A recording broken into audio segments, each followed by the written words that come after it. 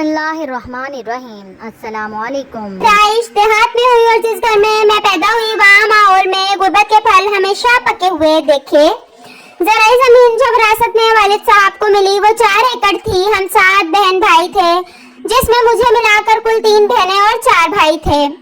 गुर्बत ने जहन को भी मफलूज किया और शऊर के शहर से बहुत दूर सब बसते थे।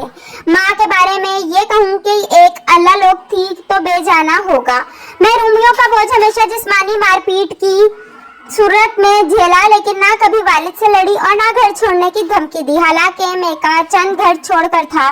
कभी मामू इस दुख को महसूस करते और वालिद साहब पर गुस्सा होते तो वो एक ही बात बोलते कि सामने बैठी है, पूछो अगर मैं जालिम हूँ।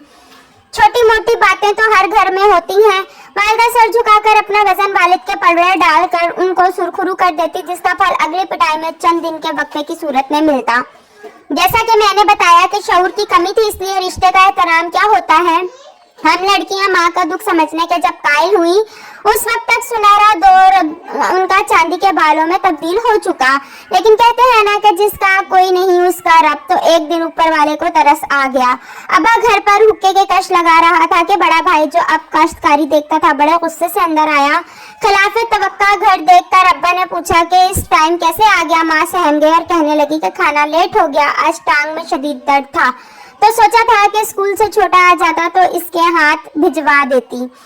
भाई ने वहां से ही जूती का निशाना लगाया जो माँ की पसली में जा लगा। दर्द से करा उठी। इस लम्हे अब्बा जी चिल्लाए, ओए हरामी तेरी ये मजाल। अंदर से दराती खींची वो तो हम बहनें चीखे चिल्लाई। माँ अपना दर्द भूलकर बीच में आ गई तो मामला रफा दफा हुआ।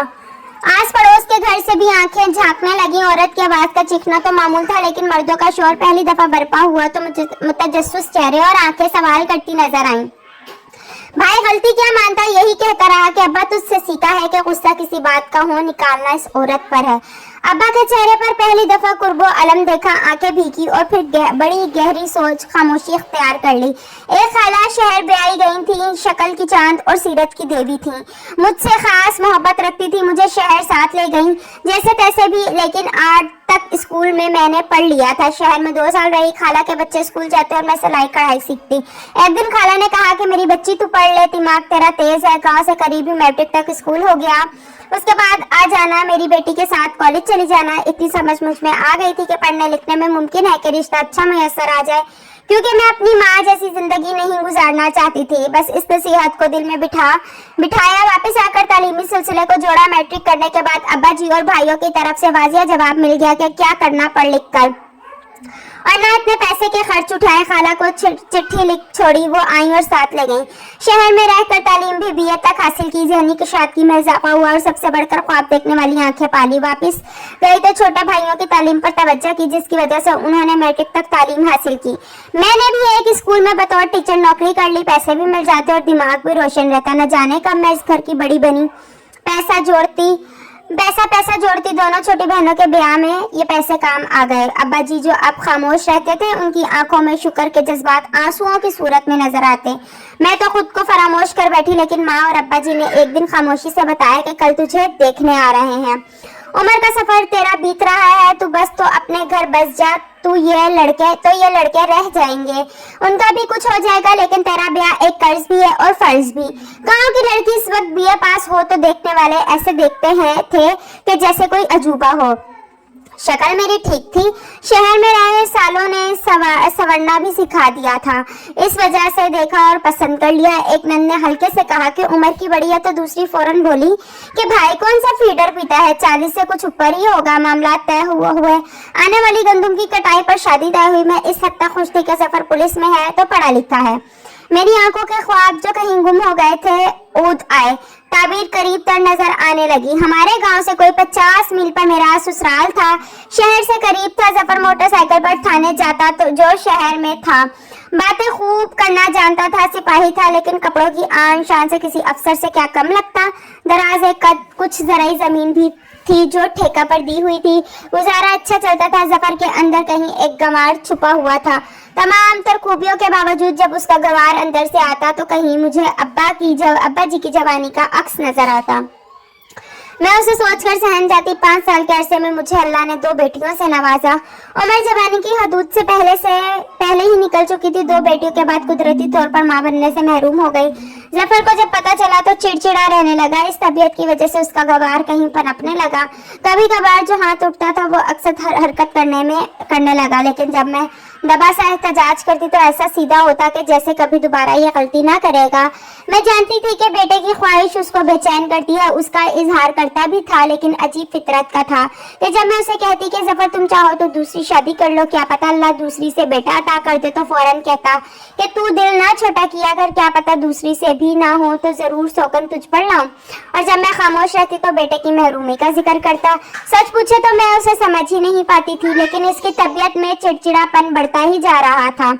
मैं जो उसके अंदर के गवार को पढ़ चुकी थी उससे खौफजदा रहने लगी थी। एक दिन हांडी में नमक तेज हो गया तो उस जोर से मेरी गर्दन पर मुक्का मारा कि मुझे अपना आप डूबता महसूस हुआ। मैं जो चारपाई पर गिरी तो मुंह से झाग निकलने लगा। मेरी ऐसी हालत देखकर जफर घबरा गया। जल्दी से उठा, पानी के छींटे मुंह पर फेंके, गर्दन से उठाया, गालों को जोर जोर से थपथपाया, चीखने लगा कि होश कर। उसकी चीख ने डूबती हुई जिंदगी को गोया आवाज दी। मेरी आंखों की पुतलियां जो चढ़ चुकी थी थम गई। मेरे मुंह से फक्त इतना निकल सका कि पानी। जफर ने जल्दी से पानी पिलाया, पानी अंदर गया और सांस बहाल हुई तो जैसे जफर की जान में जान आई। इस दिन तो मैं बच गई, लेकिन आने वाले दिनों में गर्दन पर लगा मुक्का मेरी तबाही का सबब बन गया। शुरू में मुझे चलने में दुश्वारी महसूस होती और आहिस्ता आहिस्ता मुझे अपना तवाजुन कायम करने में मुश्किल पेश आने लगी।